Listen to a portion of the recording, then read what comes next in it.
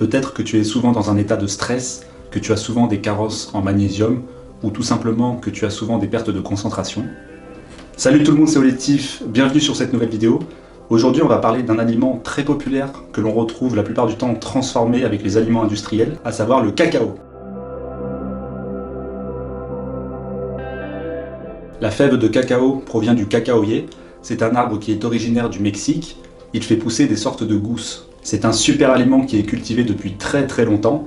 Il est important de rappeler que des civilisations très anciennes, telles que les Aztèques ou les Mayas, l'utilisaient à l'époque. Et il y a une anecdote plutôt amusante, il faut savoir que ces civilisations à l'époque, elles utilisaient les fèves de cacao comme monnaie. Ça permettait de faire des trocs et des échanges sur les marchés. Alors cette fois-ci, pour le coup, c'est pas vraiment un aliment bon marché, dans le sens où c'est pas donné.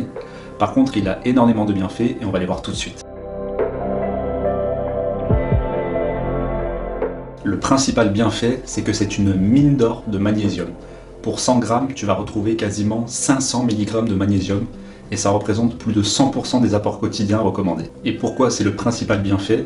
Tout simplement parce que le magnésium, c'est un des minéraux les plus importants. Il va être nécessaire pour reposer l'organisme en globalité et les muscles. Encore une fois, c'est aussi une excellente source d'antioxydants. J'en ai fait une vidéo assez récemment, je t'invite à aller la voir si tu ne l'as pas déjà vue. Donc globalement, ça va permettre de bien protéger tes cellules. D'ailleurs, petit aparté avec la vidéo précédente, tout comme la noix de coco, la fève de cacao est un aliment énergisant et ça va aussi améliorer ta mémoire. Maintenant, on va voir la manière de le consommer. Il est très important de le manger cru parce qu'en fait, la plupart du temps, lorsqu'il est dans les aliments industriels, ils vont le transformer en mettant en place une torréfaction.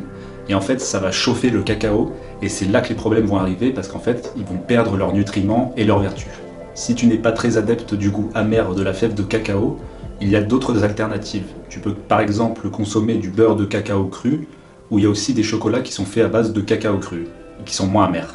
Tu peux également le consommer sous forme de poudre avec du lait végétal et l'avantage c'est que tu peux aussi donc le cuisiner dans des gâteaux, des pâtisseries, bien évidemment en faisant attention à ne pas trop le cuire et à trop le chauffer pour garder les qualités nutritives. C'est un complément alimentaire que l'on retrouve dans la majorité des magasins bio et aussi tu peux en trouver beaucoup sur plein de sites internet. Si cette vidéo t'a plu et qu'elle t'a été utile, je t'invite à la liker et à t'abonner à la chaîne. On se retrouve prochainement dans une autre vidéo et surtout, garde la pêche!